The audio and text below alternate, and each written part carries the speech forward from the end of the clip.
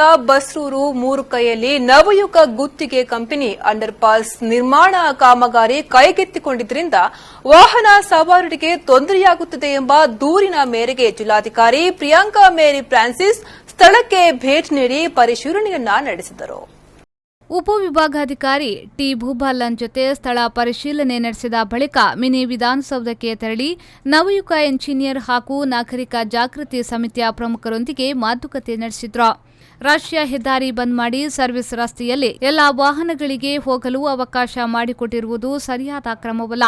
ಶಿವಮೊಗ್ಗ ರಾಜ್ಯ ಹೆದ್ದಾರಿಯ ಪ್ರಮುಖ ಕೊಂಡಿಯಾಗಿರುವ ಬಸ್ರೂರು ಮೂರುಕೈ ಸರ್ಕಲ್ನಲ್ಲಿ ಫ್ಲೈಓವರ್ ನಿರ್ಮಿಸಬೇಕೆನ್ನುವುದು ನಮ್ಮ ಬೇಡಿಕೆಯಾಗಿತ್ತು. ಇದೀಗ ಗುತ್ತಿಗೆ ಕಂಪನಿಯವರು ಏಕಾಏಕಿಯಾಗಿ ಸಾರ್ವಜನಿಕರಿಗೆ ಮಾಹಿತಿ ನೀಡದೆ ಹೆದ್ದಾರಿ ಬಂದ್ ಮಾಡಿ ಅಂಡರ್ ಪಾಸ್ ಕಾಮಗಾರಿಗೆ ಮುಂದಾಗಿದ್ದಾರೆ. ಸರ್ವಿಸ್ ರಸ್ತೆ ಮೊದಲೇ ಕಿರಿದಾಗಿದ್ದು ಘನ ವಾಹನಗಳು ಬಂತೆಂದರೆ ಗಂಟೆಗಟ್ಟಲೆ ಟ್ರಾಫಿಕ್ ಜಾಮ್ ಉಂಟಾಗ್ತದೆ. ವಾಹನ ಸವಾರರು ಈ ತೊಂದರೆಯನ್ನ ಅನುಭವಿಸಬೇಕು. ಕುಂದಾಪುರ ಶಾಸ್ತ್ರಿ ವೃತ್ತದಲ್ಲಿ ನಿರ್ಮಾಣಗೊಳ್ಳುತ್ತಿರುವ ಫ್ಲೈಓವರ್ ಕಾಮಗಾರಿ ಮುಗಿದ ಬಳಿಕ ಅಂಡರ್ ಪಾಸ್ ಕಾಮಗಾರಿ ಕೈಗೆತ್ತಿಕೊಳ್ಳಲೆ. ಈ ಅವಧಿಯಲ್ಲಿ ನಾವು ಫ್ಲೈಓವರ್ಗಾಗಿ ಹೋರಾಟ ನಡೆಸುತ್ತೇವೆ ಎಂದು ನಾಗರಿಕ ಜಾಗೃತಿ ಸಮಿತಿಯ ಪ್ರಮುಖರು ಮನವಿ ಮಾಡಿಕೊಂಡರು. ಅವರಿಗೆ ನೀವು ವರ್ಕ್ ಮಾಡಿ ಮತ್ತು ಫ್ಲೈಓವರಿಗೆ ನಾನು ಟ್ರೈ ಮಾಡ್ತೇನೆ, ಅದರ್ವೈಸ್ ಅಪ್ಗ್ರೇಡೇಷನಿಗೆ ನಾನು ಟ್ರೈ ಮಾಡ್ತೇನೆ ಅಂತೇಳಿ ಹೇಳಿದ್ದಾರೆ. ಸೊ ಇದಕ್ಕೆ ಟೈಮ್ ಬೇಕು ಅಂತ ಅಂದರೆ ಈಗ ಇವರು ಎಂಬ್ಯಾಕ್ಮೆಂಟಿಗೆ ವರ್ಕ್ ಮಾಡ್ತಾ ಹೋದರೆ ನಾಳೆ ಇಲ್ಲ ಮಾಡಿ ಆಯಿತು ಅಂತೇಳಿ ಹೇಳಿ ನಾವು ಅವಕಾಶದಿಂದ ವಂಚಿತರಾಗ್ತೇವೆ ಅಂತೇಳಿ ಹೇಳಿ ನಮ್ಮ ರಿಕ್ವೆಸ್ಟ್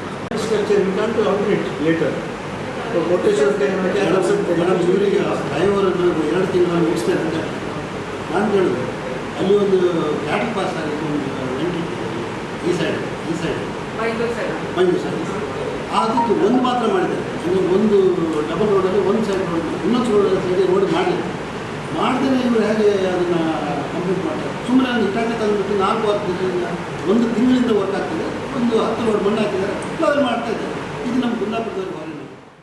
ಇದಕ್ಕೆ ಪ್ರತಿಕ್ರಿಯೆ ನೀಡಿದ ಜಿಲ್ಲಾಧಿಕಾರಿ ಪ್ರಿಯಾಂಕಾ ಮೇರಿ ಫ್ರಾನ್ಸಿಸ್ ಅವರು ಅಂಡರ್ ಪಾಸ್ ನಿರ್ಮಾಣ ಕಾಮಗಾರಿ ಕೈಗೆತ್ತಿಕೊಳ್ಳುತ್ತೇವೆ, ನಮಗೆ ಸಹಕರಿಸಿ ಎಂದು ಮನವಿ ಮಾಡಿದ್ದಾರೆ.